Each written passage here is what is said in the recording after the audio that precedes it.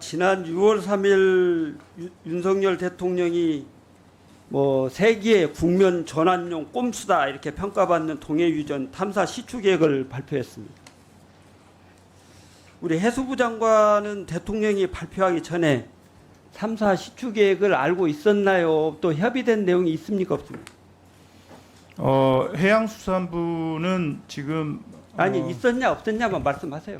일단 이 역할을 말씀을 드리는 겁니다. 아니 역할은 제가 물어볼 테니까 네, 현재까지 협의된 내용 있어요 없어요? 현재는 있습니다. 현재는 있었고 6월 25일인가 했던 발표 내용은 전에는 없었습니다. 없었죠. 네, 아마 탐사 시추를 하려면 해수부의 공유수면법에 따른 공유수면 점용 사용 허가, 해양환경관리법에 따른 해역 이용 협의 뭐 이런 게 이루어져야 되는데 정부에서 시추 계획을 발표하면서 주무장관하고 이런 내용 협의를 안 한 것은 정상적이라고 보나요? 아니면 해수부가 패싱당했다고 생각합니까? 패싱은 아니고요. 이용 계획이 나와서 그 다음에 어느 지점에 뭘 하겠다라는 계획이 나오면 프로토콜에 맞춰서 해수부가 움직이는 겁니다. 그러니까 시추 계획이 나오려면 일종의 이제 절차상으로 보면 지질 조사하고 물리 탐사하고 탐사 시추하고 평가정 시추하고 유전 개발 기획 생산 이런 절차로 유전이 개발되는데 지금 단계에서는 이제 물리 탐사와 관련된 내용들만 나왔어요.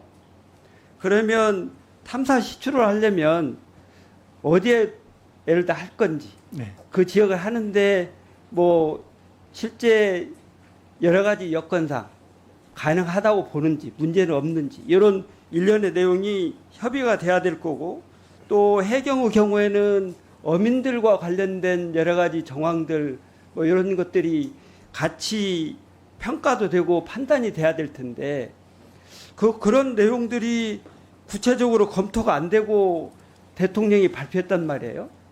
여기에 대해서는 어떤 생각을 하세요? 뭐 적정하다고 봅니까? 뭐 예, 계획에 대해서는 발표하실 수 있고요. 그 뭐 다음에 할 수 있다고 하는 내용이 뭐예요?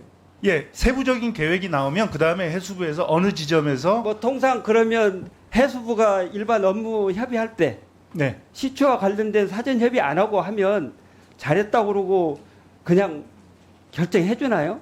그 관련된 내용을 결정하기 전에 협의를 하잖아요.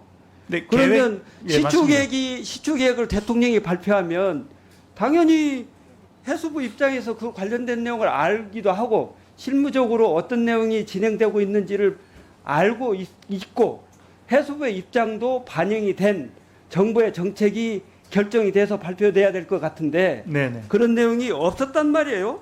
어떻게 생각하세요? 발표하신 직후에 우리 산업부와 그 다음에 해양수산부가 해야 될 윤석열 정부는 저질러 놓고 협의합니까?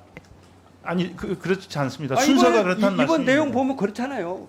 주요 정책 결정을 하기 전에 부처 간 협의를 해서 국가의 정책을 결정하고 그걸 발표하는 것이 일반적인 상례인데 이번에 내용 보면 아니 해수부의 해양에서 이루어지고 있는 중요 개발 행위인데 예.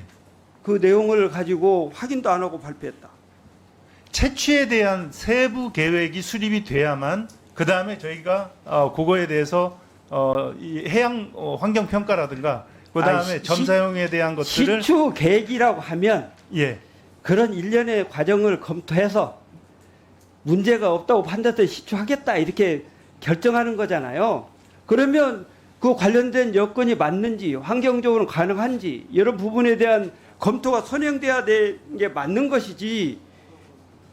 저는 제가 볼 때는 이 부분은 윤석열 정부의 의사결정 구조에 엄청난 뭐라 그럴까 뭐 독단적인 뭐 이런 결정의 대표적인 사례다 이렇게 저는 보여요. 그래서 이 부분과 관련해서는 좀 제대로 한번 해수부 역할을 제대로 하고 있는지 제대로 점검하시고 네네. 동해 유전 시추에 대해서 해수부가 앞으로는 패싱당하지 않고 적절하게 잘 대처할 수 있도록 관여를 잘 해주시기 바랍니다. 특히 뭐 윤석열 정부 내 이거 결론도 안 날 거예요, 사실은. 그런데 이걸 가지고 무슨 세상을 시끄럽게 만드는 뭘 얻고자 했는지는 모르겠지만 그런 위험성이 있었다는 점 지적합니다.